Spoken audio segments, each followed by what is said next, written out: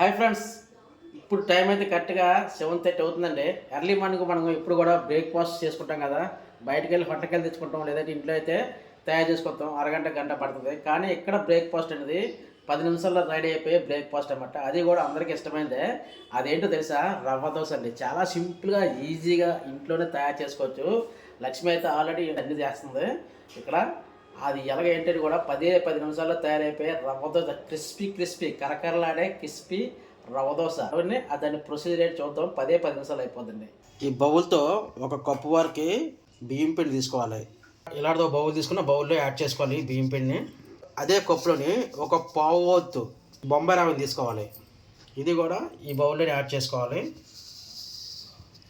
Carrot తురుము, అల్లం తురుము, పచ్చిమిర్చి, కొత్తిమీర, కరివేపాకు, సన్నగా కట్ చేసిన ఉల్లిపాయలు, తగినంత సాల్ట్, ఒక హాఫ్ స్పూను జీలకర్ర, ఒక కప్పుతోటి వరిపిండి వేసాం కదండి. ఆ కప్పుకి 3 కప్పుల దాకా వాటర్ వేసుకోవాలి.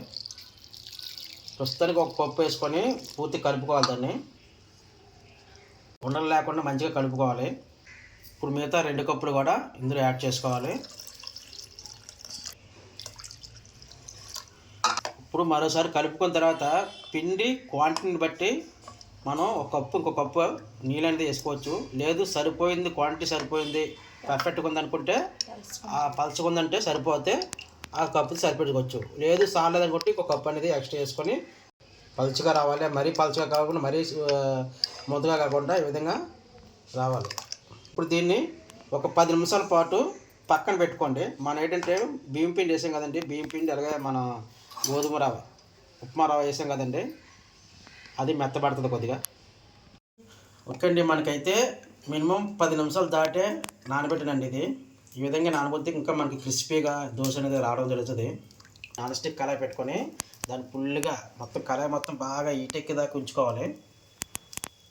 ఇప్పుడు ఇలాంటిది ఒక కప్పు తీసుకోండి. బౌల్ తీసుకుంటే ఆ బౌల్తో ఒకేసారి తీసి కళాయిలో వేయడానికి బాగుంటుంది. అలాగే గరిట అయితే 2-3 సార్లు వేయవలసి వస్తుంది.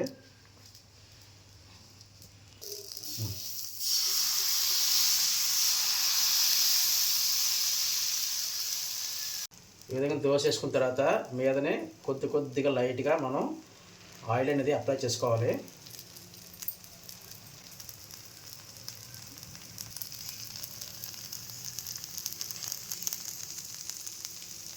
ఇది ఒక మంచి కలర్ రావాలి, గోల్డెన్ కలర్ వస్తుంది కదండి. ఆ విధంగా వచ్చినప్పుడు కళాయి పెద్ద అయినప్పుడు ఈ విధంగా 4 పక్కల తిప్పుకోవాలి. లేదంటే సైడ్ అనేది కాలదు, దోశ తిప్పుకోవాలి.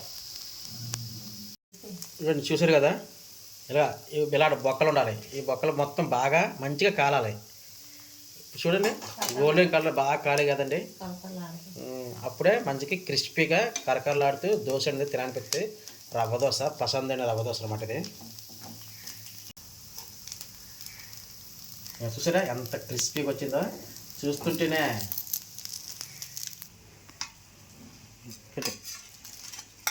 అంతేనండి. అలాగే మిగతా దోశలు కూడా చేసుకుందాం అండి.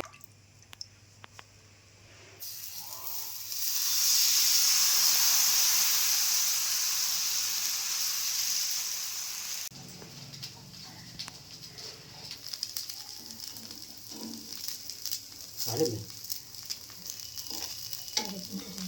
తెలిస్తే పర్లేదు. అంతే, చూసినా పర్ఫెక్ట్గా వచ్చింది. క్రిస్పీ దోశలు, పసందైన రవ్వ దోశలు మనం హోటల్లోకి వెళ్ళి తింటే దోశ చెప్పుకుంటే ఎలా ఉంటుందో అంతకన్నా మించి మన ఇంటి దగ్గర వేసుకోవచ్చు దోశలు. కరెక్ట్ అండ్ మెజర్మెంట్స్ చూడండి, క్రిస్పీగా వచ్చేసిందండి. చాలా క్రిస్పీగా వచ్చినాయి. బొక్కలు అన్ని బొక్కలు అది చూసారా ఎలా ఉంటేనే రవ్వ దోశ తిండి. ఇందులో ఉల్లిపాయ వేసుకుంటే ఉల్లి రవ్వ దోశ, అంటే ఉల్లిపాయ వేసి ఎక్కువ వేసుకుంటే ఉల్లి రవ్వ దోశ అవుతుంది. ఖచ్చితంగా మన వీడియో చూడండి, మెజర్మెంట్స్ ఈ విధంగా ఫాలో అవ్వండి. ఓ బ్రో సూపర్.